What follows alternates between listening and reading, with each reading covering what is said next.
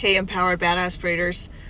I am so excited to announce that I am opening up 2 new classes so you can attend them live.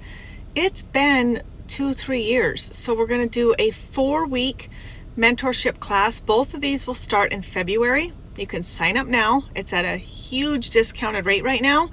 And then once the class starts, there will be no more enrollment. Once they're all done, then you can buy the recorded version. If you buy the live version, and whether you attend or not, you get the good pricing, and then you can go in and watch the videos anytime you want as well. So maybe you attend one live and then you watch one recording, however you want to work it out. This has not been offered for 2 years. So come join me for a 4-week mentorship class, and I really just share with you how I built my program, how I handled and managed things, everything, and you're there to ask me anything you want. And what I love too is there's already people signing up that have done it before, and bringing people back, and then opening up the floor at the end of class to let everybody else speak and share about their journey. It's just really nice to have that community and have the ability to have a safe place to share and learn. So join me for that. Now, it's been over 3 years since I've done a live puppy evaluation class. I was traveling so much and doing them live at seminars that I didn't do, one at home. I'll have puppy evaluation videos. We'll watch them. I'll teach you what I'm seeing, what that could potentially mean, how to score. So even if you've been doing it, this is a time to really just get more practice. If you've never done puppy evaluations, you're in the right place. So either way, we're going to start from the beginning. Class 4 will be, okay, now here's our litter. How did you score them? What kind of homes ideally would they be good for, and why? So I just walk you through the entire process of why we evaluate, how to evaluate, and then how to use that information to guide our clients through placement. I mean, it's the best gift we can give to not only our puppy, but our clients. So all in February. 1 class is on Wednesdays, 1 class is on Thursdays, 4 weeks. Huge discount right now. So jump on the website at badassbreeder.com. Sign up, or there's links in the Facebook private group, and I'll be pushing them out on social media as well. But get signed up, get ready, and I can't wait to see you there. It's just such a great time for breeders to unite, breeders that are aligned, breeders that believe in ethical, responsible breeding, that share a lot of those same values, like to be amongst other professionals in the field. That is what is amazing. Thanks for riding shotgun with me today. And I can't wait to see you live in February, Wednesdays and Thursdays. Mark them on your calendar. They belong to me. This topic, I'm just going to put it out there. I'm not going to say all the right things. I'll probably not be politically correct. I'll probably rub people the wrong way. But this conversation needs to be had, and people are skirting around it like the plague. And unfortunately, our families and our dogs are suffering because of it. So I want to have a real and honest conversation and give families and breeders the years and years of experience I have when placing with children that are unpredictable. So maybe that is on a, depending on the sliding scale of autism, depending on Down syndrome. Those are just 2 examples of these children that parents are just desperately, out of nothing but love and wanting to help their children, are getting in situations that then sometimes, not always, I'm not saying this doesn't work, I'm saying we mess it up a lot, and that's just the reality. And we're getting parents that find themselves with, here I was trying to help, and it's 1, only made it worse, or 2, this is way more work than I can take on top of everything else I have going on. Because in the real world, it's not typically 2 highly functioning adults that are both able to care for this child's needs, and there's no other children involved. Nobody's working, like their whole life is dedicated to this. They can go to the countless appointments and meet this child's needs 100% of the time, forget their needs, forget other things they need to do, and forget if there's any other family. So realistically speaking, sometimes adding more to this dynamic makes things worse. Let's back up though, and let's talk about some serious considerations that need to be thought about before a family decides to bring a dog into the home for a child with more extreme or unpredictable emotions or intensity. Okay, that's the only way I can explain it from a dog's point of view. You had to look at it from the dog's point of view. If someone's really unpredictable about their physical, emotional reactions, behaviors, how can they process that and understand that? And how do we get a dog that's okay with that? So we're asking a lot of the dog. The first consideration is, how old is the child? Believe it or not, there are families out there that think that a dog can go with their preschool, elementary age child in a self-contained classroom with a dog. Please understand, from the dog's point of view, this is absolutely unfair. Who's actually taking care of the dog? So now we're going to ask school employees who have far too many kids anyway and are so overworked, underpaid, understaffed to now take care of a dog on top of it. That's not realistic. Even a child not in a self-contained classroom or without having an aide or having an IEP or any special needs to their education or behavior or emotional well-being, it's so difficult for an elementary age child to bring a dog to school anyway. There's so many factors. Who's going to make sure the dog's eating, drinking, has to go potty? What if they have diarrhea? What if they vomit? What if there's a fire alarm? What if the dog gets loose? What if this child isn't watching and another child is being mean to the dog and the dog bites the kid? I mean, there's so many things. We're just leaving this dog out to hang out to dry and putting a child in responsible of this dog. So first of all, to me, I don't agree with it at all. I think it's wrong. I think it's wrong to ask a school for that. I think it's wrong to ask a small child to be responsible for that. And I definitely think it's really wrong to expect a dog to work for a child that's not capable, not old enough to care for their needs, watch for their stress signals, watch for their fear, manage and mitigate their training through all of that. I mean, it's just not fair at all. So the age of the child has to be considered. And then what are the expectations? Please don't say you want this dog to go to school with your child. I just explained all the reasons why. If you want the dog to be home to help for therapeutic reasons, to help mitigate and manage these outbursts or meltdowns, okay, that's a different story.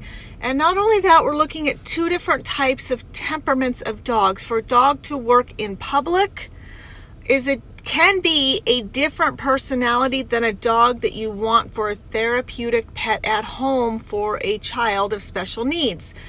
A dog that works in public typically needs to be high confidence, high drive, high assertiveness, high nerve strength, low sight and sound sensitivity, just a strong personality anyway.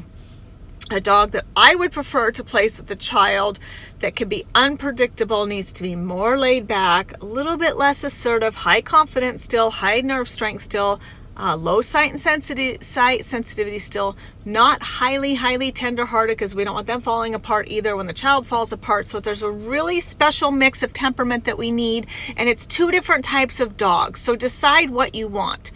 More often than not, I really urge you get a dog that's in the home with the child, so after they come home from wherever they are, they have this stable connection with the dog that they can't have with a human, that they're not able to connect with other people, and they have their dog at home to do that and create that bond at home.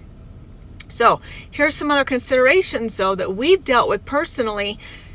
If we take a puppy and we train it and they're with their trainer understands dog language, is highly predictable, gets them on a nice set schedule, we're not flailing around, we're not hugging and squeezing heavy, we're not laying ourselves on the dog. These are all very typical behaviors, even of children in general.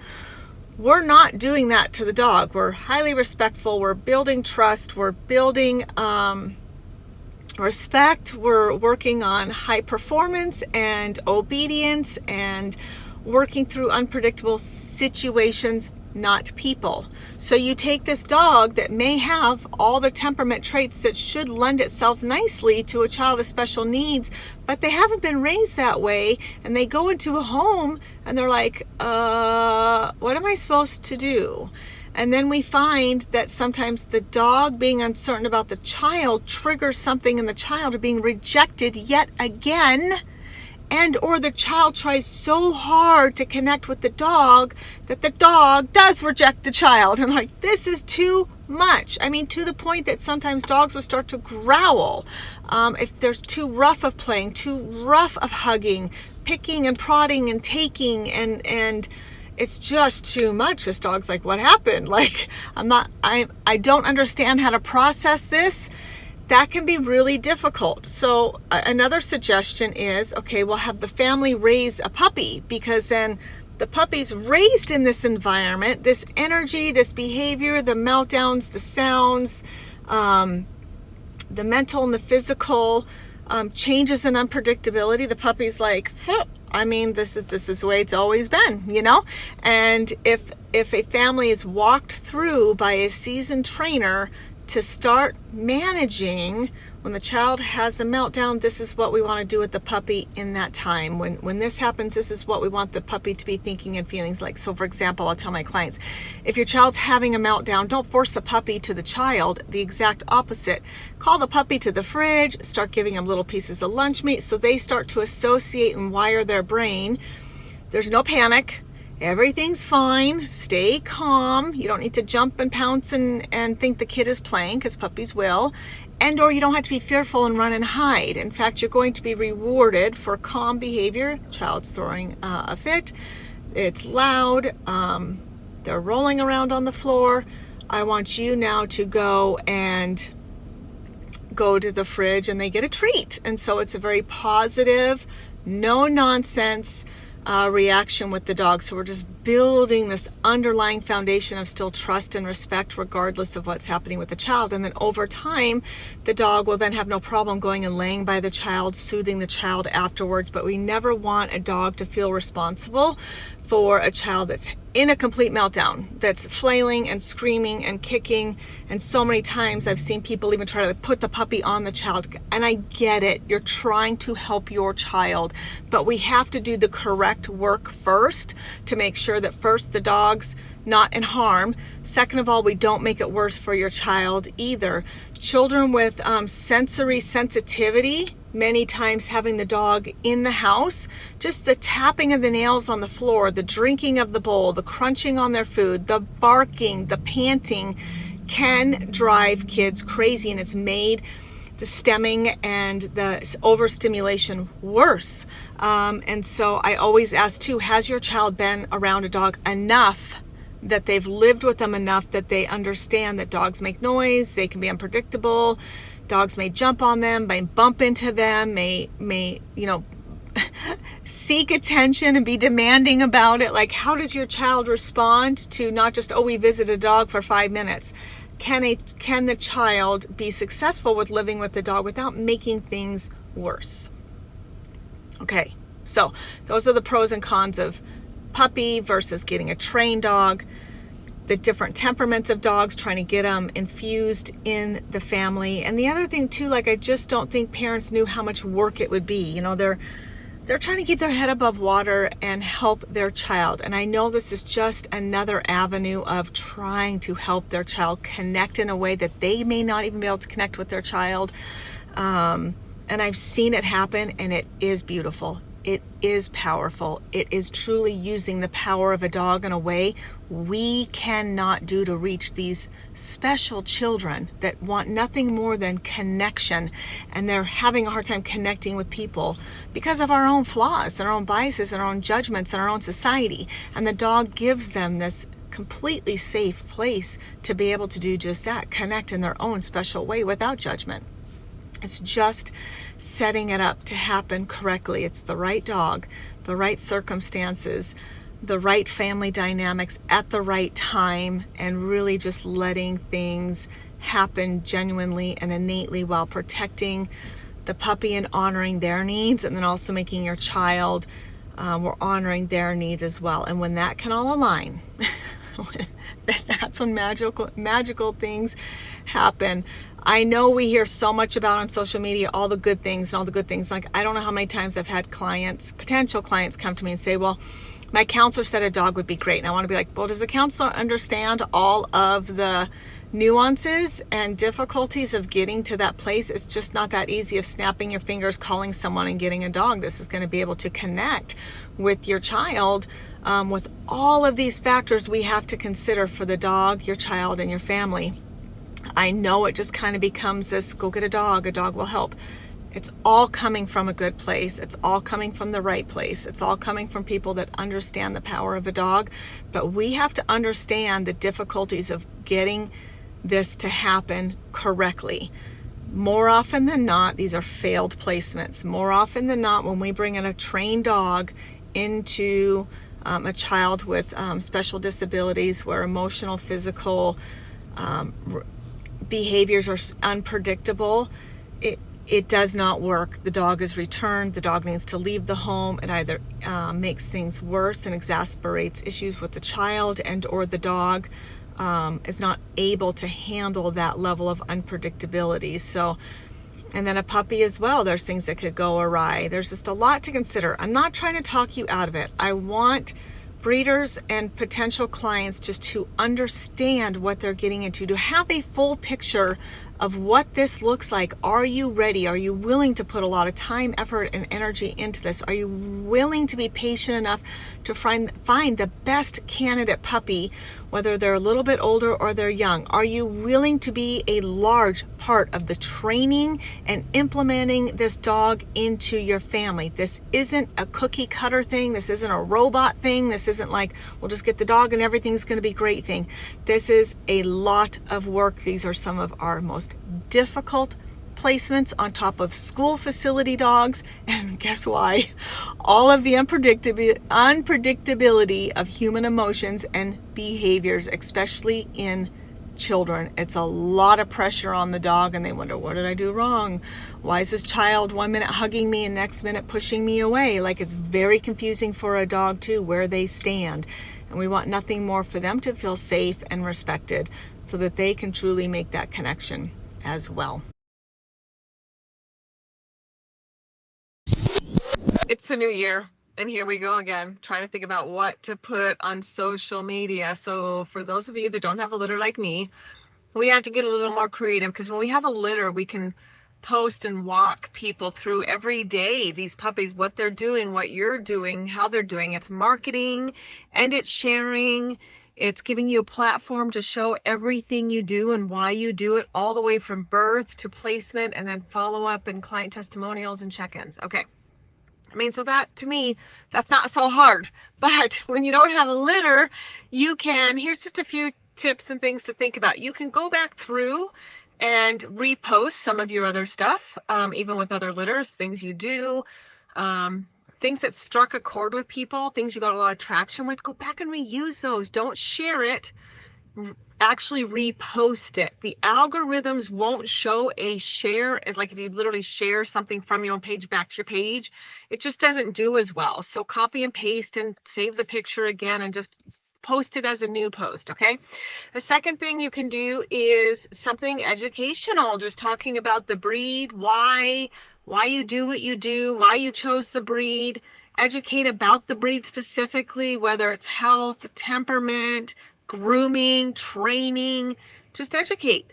A third thing you can do is testimonials from past clients. Get pictures and check-ins. You can just email your clients for a check-in, like, how's everything going? Your puppy's a year. I template those out. Those are automated. So after a litter goes home, I automate and template those and schedule those to go out at a year old. So I have that. Also, I have a private Facebook group just for people that buy a puppy with me. So anytime I can go in there and pull something out and share it, I always ask for permission first. Can I share this? And if they say yes, then there we go. Woo, content done for that day. The other thing you can do is one of two things in a way to try to connect with people is either be motivational, inspirational, essentially share the power of a dog, how it's changed your life, how it's changed a client's life, how it's changed your children's life. whatever that is, because there is something greater here than just having puppies. There's something inside of you that has led you to spend your life doing this. This is not an easy lifestyle. It's 24/7. There's a lot of sacrifice, a lot of heartache, but there's still something there. The reason why you do this, your purpose, your reason, your mission. Share a little bit of that without feeling too vulnerable, but share that. And or some of you have done this beautifully. Mom and Pa on Instagram, I love her. She's funny as heck. Like, be funny. So you can be funny or inspirational. Be you, whatever that is, however you connect with people. Just don't be afraid to show that side of you in your social media. Connecting with people and feeling like they know you, even though they haven't met you, is a very powerful thing for our program and for our dogs. So there you have it. 2025. I can't believe it. This is going to be a good one. I just know it. And that's what we have to say. You know, I was just at the gym and so many people are like, well, I hope this one's better. Hopefully this is better. I'm like, no, it will be better. Just say that. So eliminate those words that have any kind of chance of potentially being anything other than better than last year. It will be. It's going to be. And I really feel like as a whole for breeders, we're going to feel that shift and that change, and things are going to normalize a little bit, and our programs will be a little bit stronger than they have been for so many of you and me, where the market just hasn't been so fantastic. 2025, it's going to be a good year for us. Thanks, friend. Shotgun with me. Bye.